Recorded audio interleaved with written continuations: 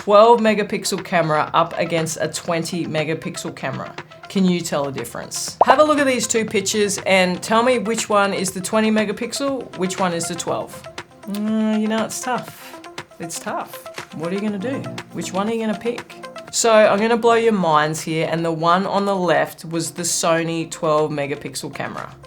I know, right? It's ridiculous. So do you really need all of those megapixels? Are they useful? Can you tell the difference? That's what we're gonna find out in this video. So my biggest struggle in life is I'm a video first person. So I go out and I shoot videos, but I also love photography. Now I have the Sony A7S III and it's great at video, but it is shithouse at photos. Well, that's what everybody tells me. It's only a 12 megapixel camera. So we're gonna test that out. We're gonna go actually see, can you use the Sony A7S III as a photography camera. Now we're pairing up the Sony against a classic. It's like an enigma in the industry, the Canon 1DX Mark II. Does the Sony have any chance at all? Well, you're gonna find out. All right, so let's have a run through of these photos. Now I tried to I wandered around in the backyard trying to capture some cool things with a lot of different lighting situations and stuff like that. So we've got a lot of gum trees in Australia, so you're gonna see some Australian nature in these photos. Hope you don't mind. So, classic shot of a gum tree. Personally, I can't tell the difference, but we'll leave it up to you guys in the comments. So we've got, you know, nice gum tree here. This is some sort of fungus, but I thought it looked cool. So personally, I like the look of the Sony. Now, some of these photos are gonna look a little bit different because I didn't have the exact same lens type for both cameras. So I tried to match them up as best I could.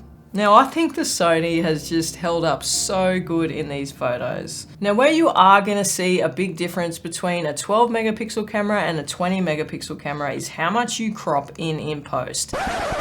Okay, let's stop right there. This was not meant to happen. I'm editing this video and I've cropped in like 300% on both photos, and the Sony is sharper.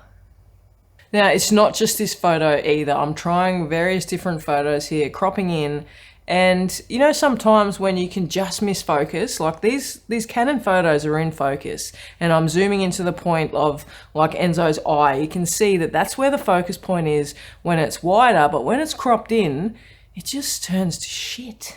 What is going on? This camera is a beast. There's nothing this camera can't do. So in this video, I go on to say that, you know, you kind of have to frame your shot properly with the A7S III in order to use this as a photography camera, but that might not be the case considering these findings. The A7S is holding up, cropped in.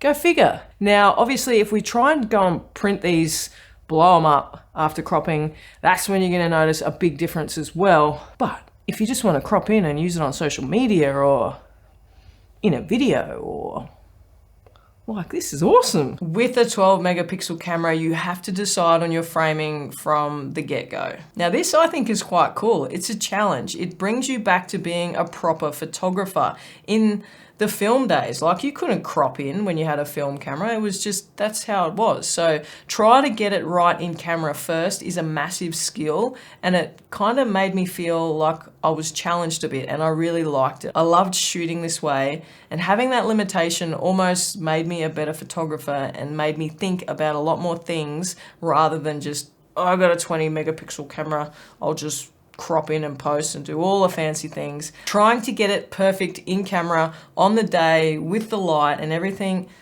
is a skill. So I like this challenge and I really enjoyed shooting with the Sony. Now, obviously shooting with a 12 megapixel camera is not going to be ideal for a professional photographer. I do not recommend this, but as your average Joe like me as a videographer, I don't want to carry another camera around in my bag just for photos. I want a camera that I can shoot my videos on and then shoot some stills on it as well. And I'm so stoked I can do this with this camera comfortably. For so long it was sitting in my bag and I'd always just use my phone, but now I know I can get some amazing shots with the Sony A7S III and I don't have to carry another camera around. Thank God. So for the last few months, I have used this camera as my photography camera, so to speak, and I'll chuck some photos up and let you see what I've captured with this 12 megapixel camera.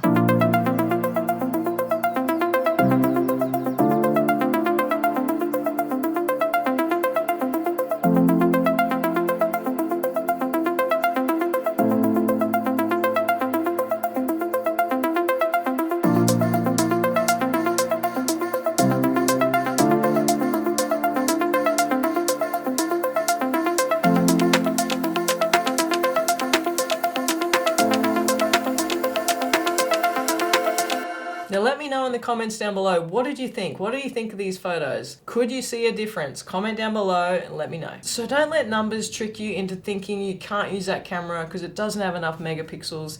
Give it a go, test it out for yourself. I was absolutely amazed at what a 12 megapixel camera can actually produce. And if you did like this video, guys, hit that subscribe button. We're trying to grow the channel. We're pumping out more content weekly, so we really appreciate your support. And that's it for the video, guys. If you did like the video, as always, please like, subscribe, comment down below, and I'll see you in the next one. Hooroo.